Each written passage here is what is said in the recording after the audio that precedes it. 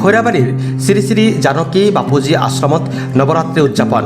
ওদালগুৰি জিলাৰ খৈৰাবাৰী নগৰৰ ঐতিহ্যমণ্ডিত ৮০ বছৰ পুৰণি শ্ৰী শ্ৰী ৰাম জানকী বাপুজী আশ্ৰমত এইবেলিও ১৫ অক্টোবৰৰ পৰা ২৪ অক্টোবৰলৈ ১০ দিনীয়া কাৰ্যসূচীৰে নৱৰাত্ৰি পূজা উদযাপন কৰা হৈছে। শ্ৰী শ্ৰী মাতা কাত্যায়নী দেৱী ৰূপে পূজা আৰু সন্ধিয়া বেলবৰণ পূজা অনুষ্ঠিত হয়। আজিৰ দিনটোৰ সকলো কাৰ্যসূচীতে বৃহত্তৰ খৈৰাবাৰী অঞ্চলৰ ৰাইজে অংশগ্ৰহণ কৰে। এই নৱৰাত্ৰিৰ আটাইকেইদিনতে বিভিন্ন ধৰণৰ কাৰ্যসূচী যেনে আৰতি, কুমাৰী পূজা, আয়তীসকলৰ নাম পৰিৱেশন, সংকীৰ্তন, নাগাৰা নাম প্ৰদৰ্শন আদি আয়োজন কৰা হৈছে।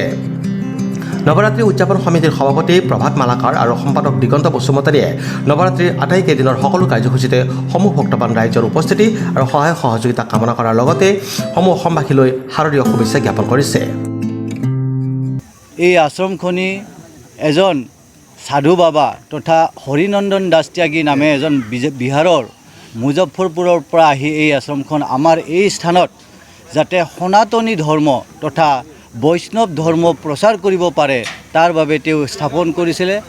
আৰু 1943 চনত স্থাপিত এই আশ্ৰমখনি আজি ৮০টা বছৰ গৰকিছে। এই ৮০টা বছৰ ধৰি এই আশ্ৰমখনিত নৱৰাত্ৰি পালন কৰি আহি থকা হৈছে। এইবুলিও আমি ৰাইজৰ সহযোগত আমাক সকলো ৰাইজে সহায় কৰিছে। এইবুলিও আমি এই আশ্ৰমখনিত উলহ মালহেৰে সমূহ ৰাইজৰ উপস্থিতিত সহায় সহযোগিতাত আমি নৱৰাত্ৰি উৎসৱ পালন কৰিছোঁ। মই আশা কৰিছোঁ অনাগত দিনতো আমাক এই অঞ্চলৰ ৰাইজে তথা অসমৰ বিভিন্ন প্ৰান্তৰ পৰা এই আমাৰ অঞ্চললৈ মানুহ আহে আৰু আমাৰ এই আশ্ৰমলৈ বিভিন্ন জাগাৰ পৰা মানুহ আহে।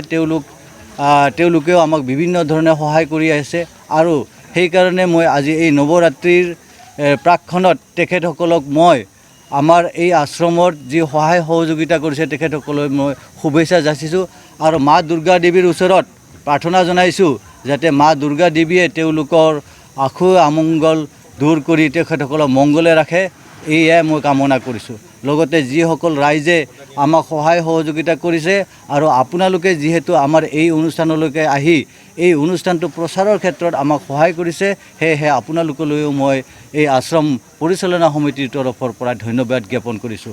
আশা কৰিছোঁ অনাগত দিনত আৰু যিকেইদিন হ'বলগীয়া আমাৰ অনুষ্ঠান আছে এই অনুষ্ঠানকেইদিনতো আপোনালোকৰ সহায় সহযোগ পাম বুলি আমি আশা কৰিছোঁ। ৰাম জানকী বাপুজী আশ্ৰমৰ এইটো নৱৰাত্ৰি আমি অন্যান্য বছৰৰ দৰে এই বছৰ আৰম্ভ কৰি যোৱা আমাৰ শুক্লা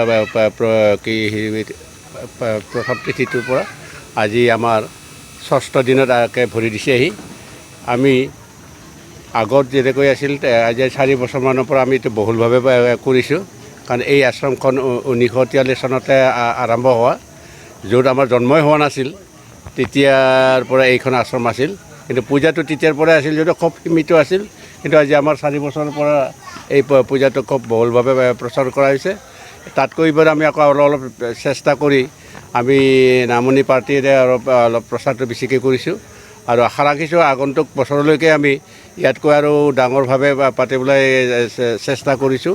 আৰু ইয়াত মই এই মন্দিৰৰ পৰিচালনা সমিতিৰ সভাপতি হিচাপে মই আশা ৰাখিছোঁ মোৰ যিখিনি নেকি এই কমিটিৰ অন্যান্য সভাপতি উপসভাপতিৰ পৰা আৰম্ভ কৰি আমাৰ পূজা কমিটি এখন পৰিচালনা সমিতি আছে, তেওঁলোকৰ দ্বাৰাই আমাৰ এই ডেকা চামে গোটেই আৰম্ভ কৰি আহিছে আৰু তেওঁলোকৰ উৎসাহত তেওঁলোকৰ অনুপ্ৰেৰণাত আমাৰ পূজাখন খুব সুন্দৰভাৱে চলিছে।